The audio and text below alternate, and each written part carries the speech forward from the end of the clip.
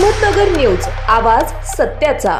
भाजपचे माजी खासदार सुजय विखे पाटील यांनी राहुरी आणि संगमनेर विधानसभा मतदारसंघातून निवडणूक लढवण्याची इच्छा व्यक्त केल्यानंतर राहुरी विधानसभा मतदारसंघावर दावा असणारे माजी आमदार शिवाजी कर्डिले यांनी यावर प्रतिक्रिया दिली आहे। लोकशाही आहे, त्यामुळे लोकशाहीत प्रत्येकाला इच्छा व्यक्त करण्याचा अधिकार आहे, मात्र याबाबत पक्ष निर्णय घेईल असं शिवाजी कर्डिले यांनी म्हटलंय। या सगळ्या घडामोडीनंतर शिवाजी कर्डिले हे श्रीगोंदा विधानसभा मतदारसंघातून निवडणूक लढवतील अशीही चर्चा सुरू आहे। सुजय विखे पाटील यांनी राहुरीतून लढण्याचा मनोदय व्यक्त केल्यानं कर्डिले यांची कोंडी होण्याची शक्यता व्यक्त केली जात होती। तसेच त्यामुळे कर्डिले विखे हा वाद पुन्हा उफाळून येण्याच्या चर्चा सुरू झाल्या होत्या।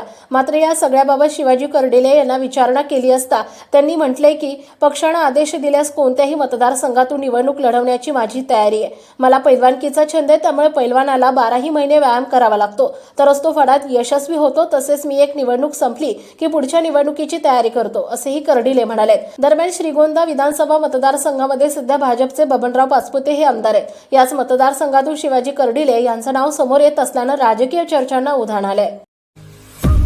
आपल्या परिसरातील महत्त्वाच्या बातम्या पाहण्यासाठी अहमदनगर न्यूज चॅनलला YouTube वर सबस्क्राईब करा आणि बेल आयकॉन प्रेस करा।